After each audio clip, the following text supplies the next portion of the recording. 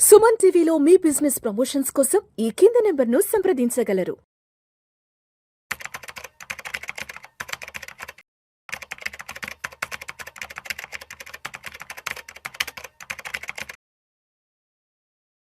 Welcome to Vishnu talks. నేను Vishnu. Yes, right now నాతో పాటు సెబీ రిజిస్టర్డ్ రీసెర్చ్ అనలిస్ట్ బ్రహ్మచారి గారు ఉన్నారు. సార్తో మాట్లాడదాం. సార్ నమస్తే sir. Thank you very much for inviting me here. Thank you sir. Thank you so much for being with Suman TV sir. చాలా చాలా హ్యాపీగా ఉంది, ఎందుకంటే కొన్ని సంవత్సరాలుగా మీ గురించి నేను వినడమే కానీ మిమ్మల్ని ఎప్పుడు నేను కలవలేదు, చూడలేదు. బట్ ఎందుకో లాస్ట్ 2 daysలో వెంటనే నేను మీకు కాల్ చేయడం అండ్ మీరు వెంటనే రెస్పాండ్ అవ్వడం అండ్ ఇక్కడ దాకా రావడం చాలా హ్యాపీగా ఉంది. అండ్ తెలుగులో మేబీ మీరు ఇచ్చిన ఫస్ట్ ఇంటర్వ్యూ అనుకుంటున్నాను డిజిటల్లో. Yes. సో ఒక్కసారి ఒక 35 years వెనక్కి వెళ్దాం. ఆల్మోస్ట్ మీరు 91 నుంచి మార్కెట్స్లోకి ఎంటర్ అయిపోయారు కదా. Yeah. ఎస్, ఆ రోజుల్లో మీరు ఒక అంటే యంగ్గా ఉన్నప్పుడు 91 ఆ టైంకి మీరు మార్కెట్స్లో వచ్చేటప్పటికి అప్పట్లో మార్కెట్స్ ఎలా ఉన్నాయి? ఎందుకంటే ఇప్పుడు అయితే ఆల్మోస్ట్ మనం అంటే టెక్నాలజీ పరంగా ఎక్కడికి వెళ్ళిపోయాం. ఇవాళ మనం ఏ చూస్తున్నాం. ఒక్కసారి ఒక 35 ఏళ్ళ వెనక్కి వెళ్తే అప్పుడున్న మార్కెట్లు ఏంటి సార్ అసలు? స్టాక్ మార్కెట్ ఎప్పుడైనా ఒకటే, కరెక్ట్ చెప్పాలంటే షేర్లు అమ్మడం కొనడం జరుగుతుంటుంది. తక్కువ ధరలు కొని ఎక్కువ అమ్మడము, వాల్యుయేషన్స్ ఇవన్నీ అప్పుడు ఉన్నాయి, ఇప్పుడు ఉన్నాయి. పెద్ద తేడా ఏం లేదు. ఈవెన్ 100 years బిఫోర్ బిఎస్సి మొదలైనప్పుడు కూడా market nature is same. We buy price, we sell at profit. కానీ పద్ధతులు మారాయి, ప్లాట్ఫామ్స్ మారాయి, చాలా మార్పులు చేసుకున్నాం. 91 నుంచి 95 వరకు ఫిజికల్ షేర్స్లోనే ట్రాన్సాక్షన్స్ జరిగేది. తర్వాత అప్పుడు సెటిల్మెంట్ కూడా T+5 అనేవాళ్ళం, అంటే ట్రేడింగ్ డే +5. అంటే మీరు మండే కొంటే ఫ్రైడే ఈవినింగ్ వరకు అది ఇంట్రాడే కిందనే. ఇప్పుడు ఆల్మోస్ట్ ఒక వారం రోజుల పాటు అది ఇంట్రాడే కిందనే ఉండేది. సో ఆ తర్వాత దాన్ని 3+3 చేశారు, T+2 చేశారు, T+1 ఇప్పుడు ప్రస్తుతం నడుస్తుంది. అంటే ఇప్పుడు మీరు కొన్నారంటే నెక్స్ట్ డేకి సెటిల్మెంట్ అయిపోతుంది. సో అప్పుడు ఒక వారం అంతా ఉండేది. తర్వాత అప్పుడు ఇంకోటి ఏంటంటే ఫిజికల్ షేర్స్లో ఇష్యూ ఏముంటుంది అంటే మోస్ట్ కేసెస్లో ఫిజికల్ షేర్స్ మనం ఒక దగ్గర కొంటే ఆ బ్రోకర్ మనకి డెలివరీ తీసుకొని మన చేతికి వచ్చేటప్పటికి కొన్ని సందర్భాల్లో 3 వారాలు 4 వారాలు పెట్టేది. ఇప్పుడు మనకి మార్జిన్ ఆఫ్ ట్రేడ్, ఒక ట్రేడ్లో మనకి ఒక 1% వస్తే మనకి we will be in a profit, అన్ని ట్రాన్సాక్షన్స్ కాస్ట్ పోగా. అప్పుడు బ్రోకరేజ్ ఒకవేళ మీరు సబ్ బ్రోకర్ దగ్గర అకౌంట్ ఓపెన్ చేసినట్లయితే మీకు 4% పడేది బ్రోకరేజ్. అంటే మీరు 100 రూపాయలు కొంటే 108 రూపాయలకి పైన పోతేనే మీకు గిట్టుబాటు అయ్యేది. అంటే 4 రూపాయలు కొనడం మీద 4 రూపాయలు అమ్మడం మీద అంత మార్జిన్స్లో మేనేజ్ చేసేవాళ్ళు. ఒకవేళ మీకు డైరెక్ట్గా మీకు బాంబే బ్రోకర్ తెలుసున్నా సరే 2 రూపాయల కన్నా తక్కువ బ్రోకరేజ్ లేదు. మూడోది డెలివరీ సిస్టమ్స్లో, డెలివరీ అప్పుడు మనం షేర్స్ కొన్నప్పుడు అప్పుడు లాట్స్లో ఉండేవి. అంటే రిలయన్స్ షేరు 50 షేర్లకి ఒక సర్టిఫికేట్. అంటే మీరు రిలయన్స్ కొనాలంటే 50 కొనాలి అప్పుడు. ఓకే, అప్పుడు ఇంకొక చిన్న విచిత్రం ఏంటంటే మీకు ఫ్రాక్షన్ షేర్స్ ఉండేవి. అంటే బోనస్లోనో రైట్స్లోనో వచ్చే షేర్లు కొన్ని ఉండేవి, లేదా 10, 5 ఇట్లా ఉండేవి. వాటిని ఆడ్ లాట్స్ అనేవాళ్ళం. ఆడ్ లాట్ అనేది సపరేట్ ట్రేడింగ్ కంప్లీట్గా. సో నా దగ్గర కొన్ని షేర్లు ఉంటే నేను ఎవరికి అమ్మేవాళ్ళం, మళ్ళీ ఇట్లా జమ చేసి ఒక లాట్ 50 అయ్యేంత వరకు వాటిని కొనేసి మళ్ళీ ఒక సర్టిఫికేట్ కింద క్రియేట్ చేసి మళ్ళీ అమ్మేవాళ్ళం. ఆడ్ లాట్ ట్రేడింగ్ అనేది అప్పుడు గొప్ప ఒక రకంగా చెప్పాలంటే. Odd lot buying is completely different ball game అప్పుడు. తర్వాత బ్రోకింగ్ ఆఫీసులకు వెళ్తే ఎవ్రీ ఫ్రైడే తర్వాత డెలివరీస్ వచ్చేవి. వాళ్ళు బస్తాలో పట్టుకొచ్చేవాళ్ళు సర్టిఫికేట్లు, బస్తాల్లో ఇచ్చేవాళ్ళు, డెలివరీలు ఇచ్చేవాళ్ళు. అంతంత కట్టలు ఉండేవి. సో నేను ఒకవేళ ఏదైనా షేర్ కొని నేను డెలివరీ కోసం వెళ్తే వాళ్ళు మళ్ళీ అగైన్ దానికి ఒక ఇది చేసేవాళ్ళు. తర్వాత అప్పుడు ఇంకొకటి ఏంటంటే ట్రాన్స్పరెన్సీ ఉండేది కాదు ట్రేడర్లకి.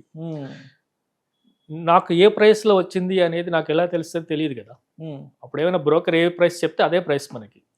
సాధారణంగా మనం ఒకవేళ బాంబే స్టాక్ ఎక్స్చేంజ్లో ఇక్కడ ఒక సబ్ బ్రోకర్ ద్వారా మనం కొనుంటే అక్కడ ఆ రోజు హైయెస్ట్ ప్రైసే మనకి పడేది, లోయెస్ట్ ప్రైస్ వచ్చే అవకాశమే లేదు అప్పుడు. సో అలా ఆ ట్రాన్స్పరెన్సీ ఇప్పుడు బాగా పెరిగింది. మనమే కొంటున్నాం, మనం ఏ ప్రైస్లో కావాలో మనం లిమిట్ ప్రైస్ ఆర్డర్ పెట్టి మనం చేస్తున్నాం. ఆ సిస్టమ్ మారింది. ఆ తర్వాత అప్పుడు న్యూస్ కోసం మేము డిపెండ్ అయి ఉండేవాళ్ళం. తర్వాత ఈ రోజు బాంబే స్టాక్ ఎక్స్చేంజ్లో BSE సెన్సెక్స్ ఎంతలో ట్రేడ్ అవుతుంది అని తెలుసుకోవాలంటే మన హైదరాబాద్ స్టాక్ ఎక్స్చేంజ్ ముందుకు నిలబడితే ఆ లోపల నుంచి ఎవరో ఒకరు వస్తుంటే ఆ సైన్ బోర్డ్ మీద ఏదో బొమ్మ అది అంకె కనబడితే ఆ అంకె ఇంత ఉంది, ఇవాళ ఇన్ని పాయింట్లు గెయిన్ అయింది అని చెప్పేవాళ్ళు వాళ్ళు వచ్చి. దానికోసం మేము వాళ్ళకి ఛాయలు తప్పించి అవన్నీ చేసి ఉండేవాళ్ళు. చిన్న మార్కెట్ అప్డేట్ తెలుసుకోవడానికి, మార్కెట్ అప్డేట్ చేసుకోవడం కోసం, కొంతమంది స్టాక్స్ అప్డేట్ చేసుకోవడం కోసం ఉండేవాళ్ళు.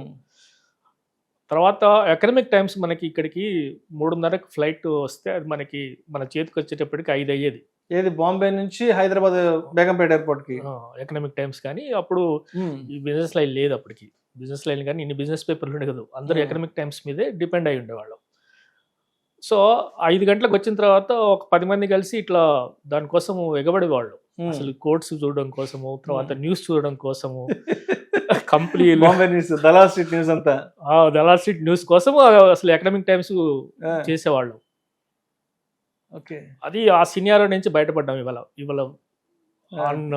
ఫింగర్ టిప్స్ మీద వచ్చేస్తున్నాయి. మీరు NSE సైట్ లో నోటిఫికేషన్ చూస్తే కంపెనీ నోటిఫికేషన్ క్షణాల్లో చేరుతున్నాయి. యాజ్ ఏ బిజినెస్ జర్నలిస్ట్ గా నాకు ఒక అడ్వాంటేజ్ ఉండేది అప్పుడు. ఒక అడ్వాంటేజ్ ఏంటంటే బాంబే హైదరాబాద్ స్టాక్ ఎక్స్చేంజ్ లో లోపలికి వెళ్ళి కూర్చునే వాళ్ళము. ఆ కంపెనీ సెక్రటరీ దగ్గర కూర్చుంటే, హైదరాబాద్ స్టాక్ ఎక్స్చేంజ్ సెక్రటరీ దగ్గర కూర్చుంటే అతను ఏదో ఇవాళ నోటిఫికేషన్స్ ఏమున్నాయి సార్ అంటే ఏదో అందించేవాడు. వాటిని పట్టుకొని వార్తలు రాసేవాళ్ళము. మాకుండే అడ్వాంటేజ్ అది ఉండేది. మాకు కొంచెం కొద్దిగా ముందుగా తెలిసేది మాకు, అంటే ఆ అడ్వాంటేజ్ ఉండేది. కొన్ని సందర్భాల్లో అక్కడ ఫ్యాక్స్ మిషన్ల నుంచి ఇట్లా వస్తూ ఉండేవి నోటిఫికేషన్లే, కంపెనీ నోటిఫికేషన్స్. వాటిని పట్టుకొని వార్తలు రాసేవాళ్ళం. సో అప్పటి ఎక్స్పీరియన్సెస్ ఇప్పుడు వాళ్ళకి చెప్తే చాలా విచిత్రంగా అనిపిస్తుంటది, చాలా విచిత్రంగా అనిపిస్తుంటది. రైట్. సో అయితే మీరు 91లో వచ్చారు కదా, సో మీరు వచ్చిన తర్వాత NSE కూడా స్టార్ట్ అయింది. 92 నవంబర్లో ఏమో NSE కూడా స్టార్ట్ అయింది. అక్కడి నుంచి మన ఇండియన్ స్టాక్ మార్కెట్స్ జర్నీ ఎలా మూవ్ అయింది అసలు?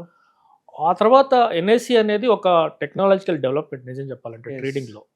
ఎందుకంటే ఆ తర్వాత 4 ఏళ్ళకి కానీ BSE బోల్ట్ తీసుకురాలేదు, అంటే BSE ఆన్లైన్ ట్రేడింగ్ టెర్మినల్ తీసుకురాలేకపోయింది. NSE వాళ్ళకు మెంబర్షిప్ కావాలంటే అప్పుడు సపరేట్ శాటిలైట్ టెర్మినల్స్ పెట్టేవాళ్ళు పైన, సో సిగ్నల్స్ కోసం.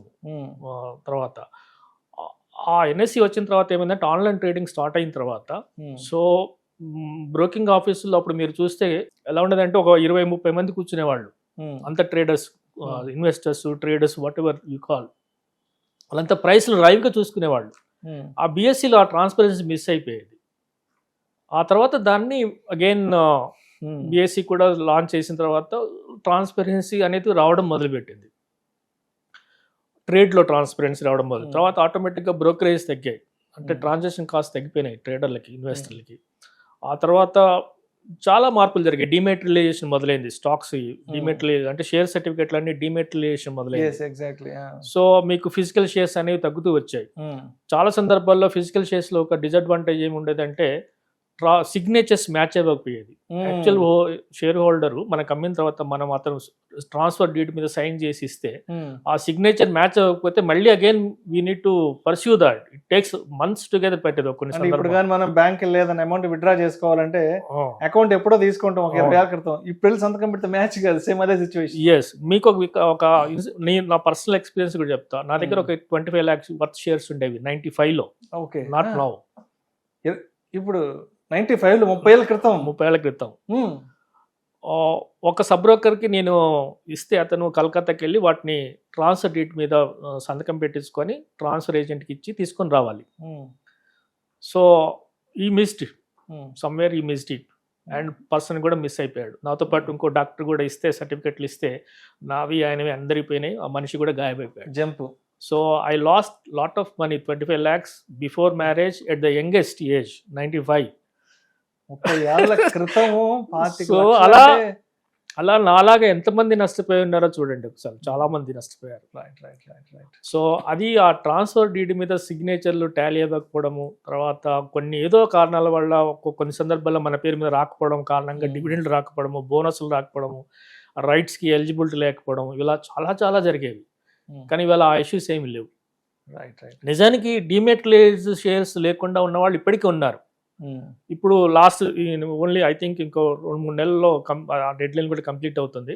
అందరూ కూడా ఎవరి దగ్గర అయితే ఫిజికల్ షేర్స్ ఉన్నాయో అవన్నీ మీ మీ ఫోర్ ఫాదర్స్ దగ్గర ఉన్నాయా, మీరు వాళ్ళ వారసులాగా ఏదో తెలియదు కానీ, but you have to make it as a dematerialisation first. Otherwise మీకు ఇంకా పోతుంది. Thank you sir, thank you so much. Thank you very much Vishnu.